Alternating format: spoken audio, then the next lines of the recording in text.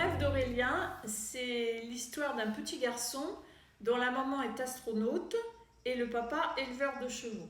J'ai réuni dans ce livre pour les enfants de 6 à 10 ans à peu près mes deux passions, celle des chevaux comme dans mon premier petit livre Mon grand ami le cheval avec Anne-Lise, et puis l'histoire d'Aurélien.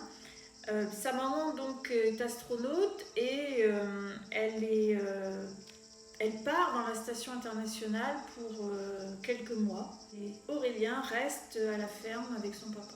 Je suis partie de mon enfance pour écrire ce livre parce que c'est une passion qui date du temps où j'étais une toute petite fille, puisque mon premier nounours s'appelait Spoutnik. Et j'ai suivi depuis toute mon enfance, ma jeunesse, toute la conquête spatiale, et en particulier la mission Apollo 11 et l'alunissage, et puis petit à petit la conquête de Mars avec le robot Persévérance. Et puis j'ai toujours été intéressée, même fascinée, par le fait que dans la Station Spatiale Internationale, il y avait des hommes et des femmes, alors surtout des hommes, c'est pour ça aussi que j'ai créé une femme astronaute. Je me dis, ils sont là-haut et puis on peut les voir. Alors ça, c'est assez extraordinaire parce qu'il suffit d'une application qui nous envoie des notifications. Alors en général, c'est 2-3 minutes avant le passage. On se poste on se poste à l'extérieur ou même de sa fenêtre. On regarde le ciel et on la voit qui passe en quelques minutes d'ouest en est, comme une étoile filante, mais en plus lent.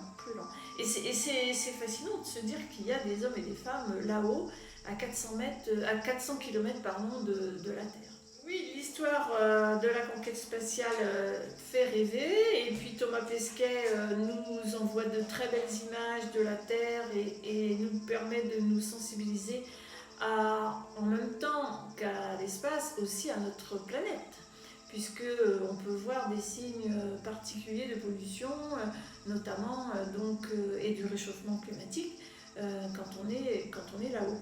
Alors en fait, le rêve d'Aurélien, c'est un titre un petit peu farceur, parce que le rêve de ce petit garçon n'a rien à voir avec l'espace.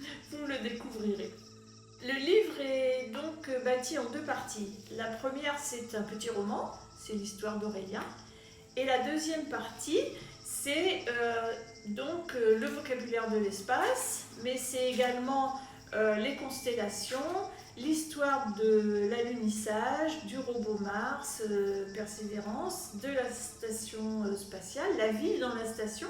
Donc c'est une partie technique qui peut aussi intéresser les adultes, parce que je suis persuadée que beaucoup d'adultes ne connaissent pas tout, bien entendu. Et comment, à partir de la Grande Ourse, découvrir l'étoile polaire.